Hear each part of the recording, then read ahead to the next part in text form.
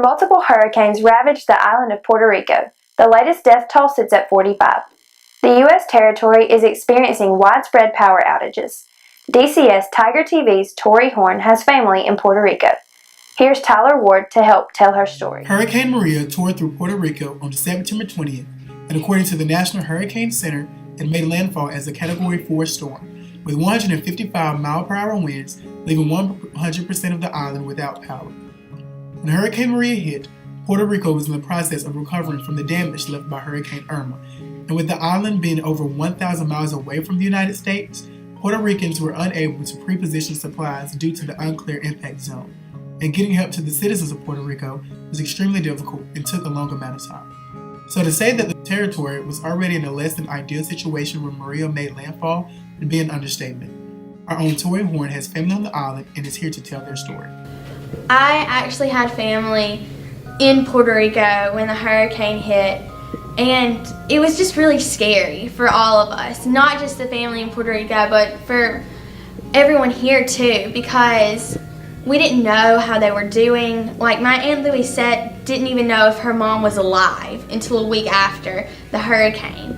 Like she was on Facebook just asking anyone who was in Puerto Rico that knew her, please stop by and see her mom.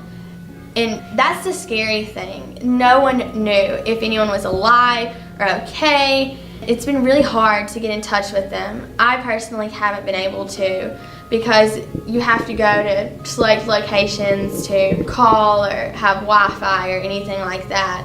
But some people have been able to get in touch, and we're really just praying for everyone over there that they're able to heal and just recover from all of the damage that Hurricane Maria did.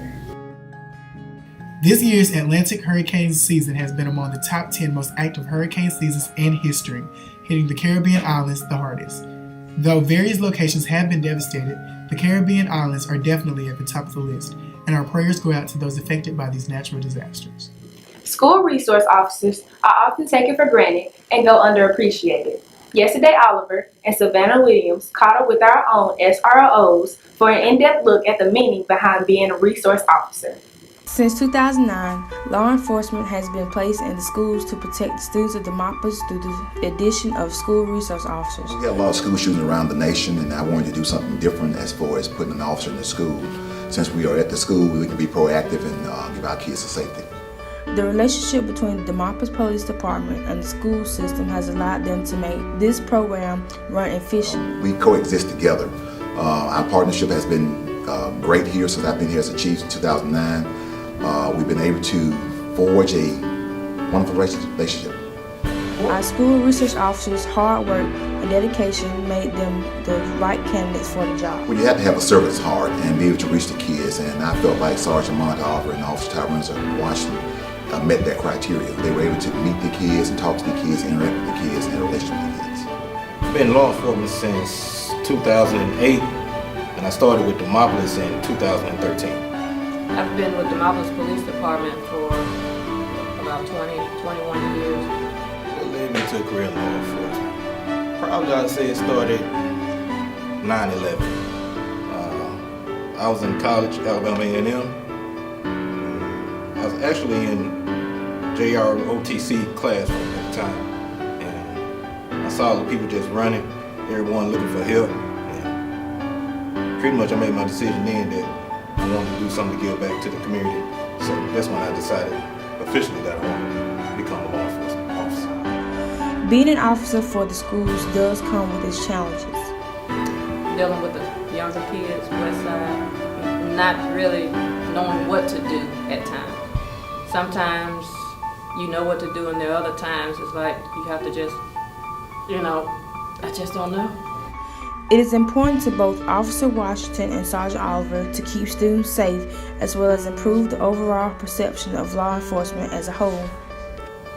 Actually interacting with the kids and showing them that we're not there just to, be mean and arrest. We're there to serve and protect them. We're there to assist the teachers in whatever way that they need assisting, and that, police are people too, and we're not there to just, put handcuffs on them. Just seeing y'all every day. It's pretty much seeing the kids every day. I enjoy that. I love it.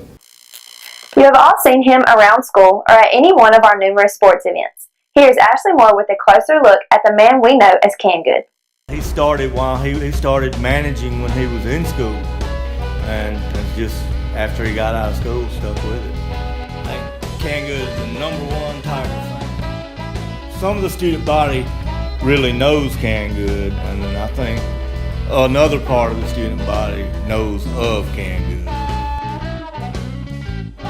He's been everything from a water boy to an equipment manager to setting up the game fields to running balls during the games to cleaning up and doing laundry after the games.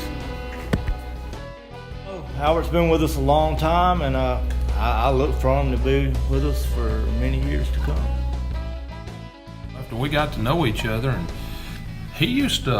Canned Good wouldn't get in a vehicle with anybody. You know, he was very particular who he got in a vehicle with.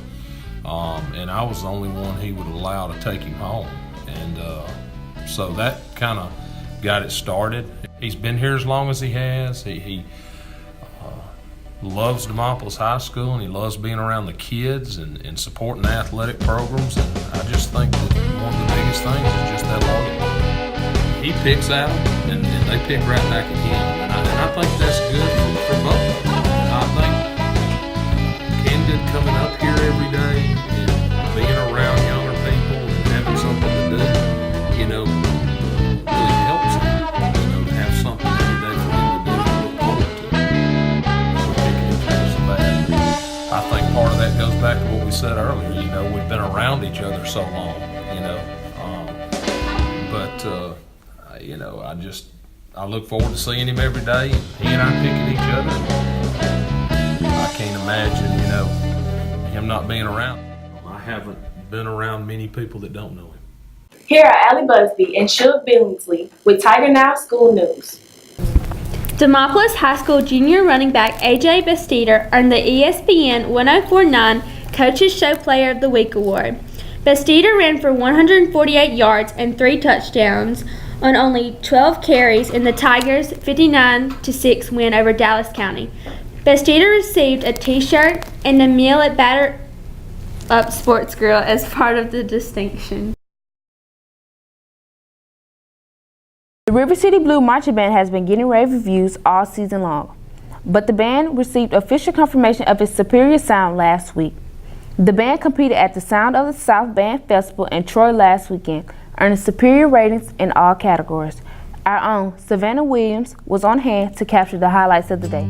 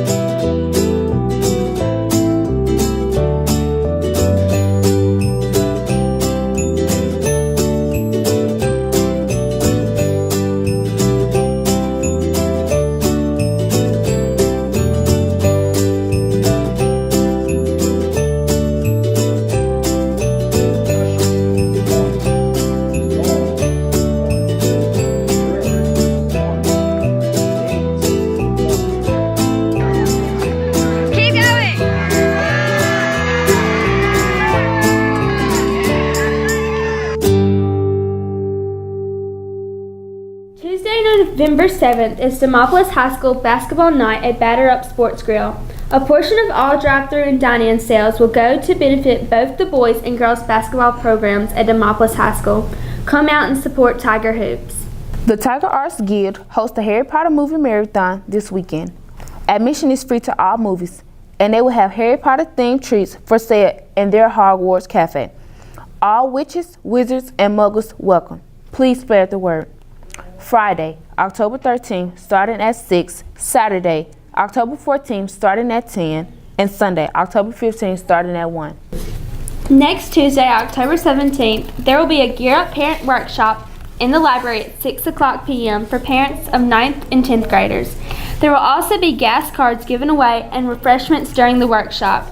Regions Bank will discuss identity theft, and Marengo County Circuit Clerk Kenny Freeman and Probate Judge Laurie Hall will discuss social media dangers. They will also have Gear Up information. Martin Elementary School in Beaumont, Texas was recently destroyed during Hurricane Harvey and lost all of their school supplies. So DHS is selling t-shirts to raise money for Martin Elementary so they can purchase school supplies and other needed materials to get them back on their feet. T-shirts will be sold October 4th through October 20th. To place an order, 9th graders see Ms. Kaiser, 10th graders see Ms. Boutwell, 11th graders see Ms. Browder, and 12th graders see Ms. Miller. Please purchase a t-shirt for $10 to support Martin Elementary. With Halloween fast approaching, the student council members and sponsors want to offer Halloween insurance within the city limits of Demopolis. In the event of your home or business being rolled or egged, you have the opportunity to file an insurance claim within a day of the incident. The council members will come to your residence and clean up the mess made during this Halloween season for only $15. To get Halloween insurance, first you have to fill out an insurance claim slip that includes your name, address, and telephone number. Then call or text if some damage has been made with your policy number on file.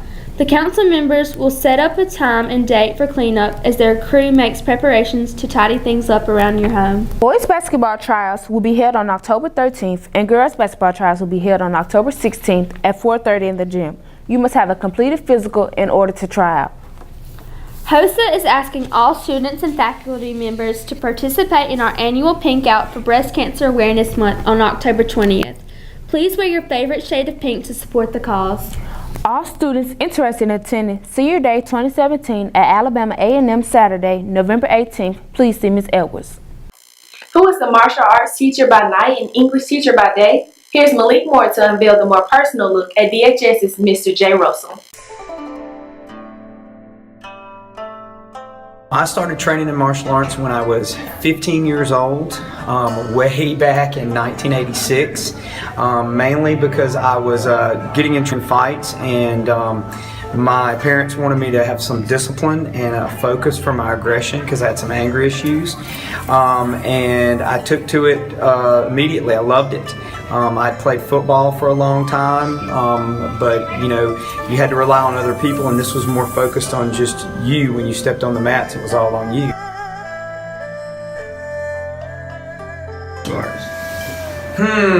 Probably the most important lesson I've learned is about keeping your ego in check and being humble, because you can't underestimate any opponent. Somebody might be smaller than you or look like they're out of shape, but if their technique is good, they can school you. So you have to learn how to keep an open mind and not have an ego. I see a lot of kids at school, I've had students that obviously have anger issues, they have a bad home life, and they have no way of dealing with it. So I try to remember that and where I came from. But you know, it also helps me stay calm and focused. I don't lose my cool very often because there's really no need for me to. I put that back to martial arts. It allows me to take the stress of being a teacher and the things we have to deal with and get it all out every night when I train. I have a Master of Arts in Teaching. I've got a bachelor's degree in English with a minor in journalism. I got that at UWA in 1998. And I went into reporting for a while, about 8 years, and got burnt out on that. Wanted to do a job where I was more of a positive influence. I went back to school, got my master's degree in teaching, and became a teacher.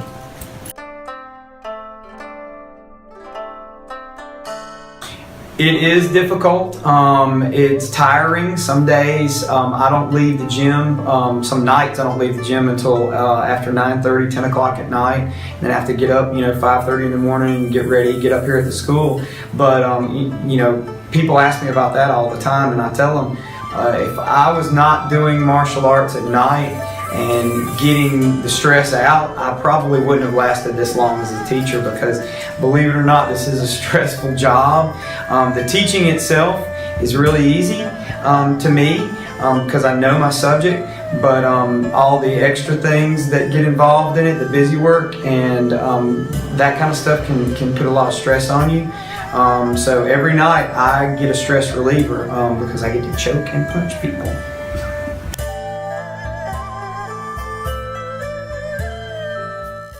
Who's left to save the world after the death of Superman? Here's Tori Horn with our Pop Culture Talk. Hey y'all! Wait, let me land first. Hey y'all, it's Tori, and this is the Pop Culture Talk. A new Justice League trailer was released this weekend, and there was a lot of information packed into that 3 minutes. And since it's impossible to break down the entire trailer in 1 minute, we're going to focus on the return of Superman. The trailer opens with a shot of Lois Lane and Clark Kent outside of his childhood home. Fans have always known that Superman had to return, but this is the first time anyone has seen him in the flesh. And although the clip was of Lois's dream, fans at least know for sure that Superman will be in Justice League. Clark only appears one other time in the trailer, and it is in a holograph being watched by Bruce Wayne, or better known as Batman.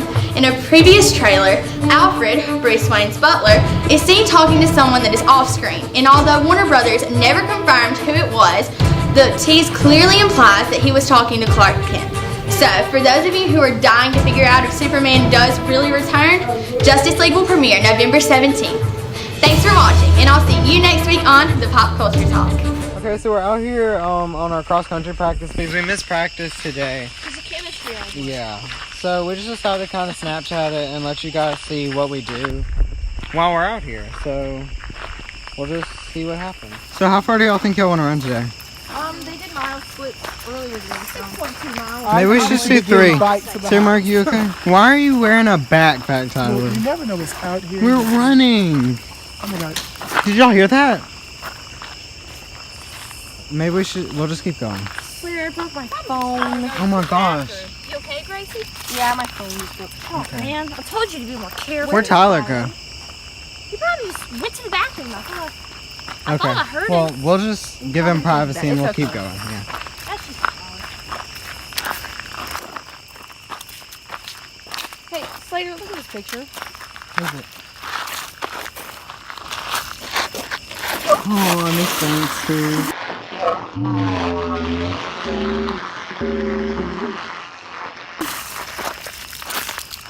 Where's Sarah Margaret go? Probably just come around. Okay. I don't know. I mean, we have been going for like 1.5 miles. We should probably turn around soon. I don't know where Tyler is either. Okay, so me and Gracie are going back now because We can't find Tyler or Sarah Margaret, so we're going home. yeah. What was that? Gracie, where'd you go? Tyler?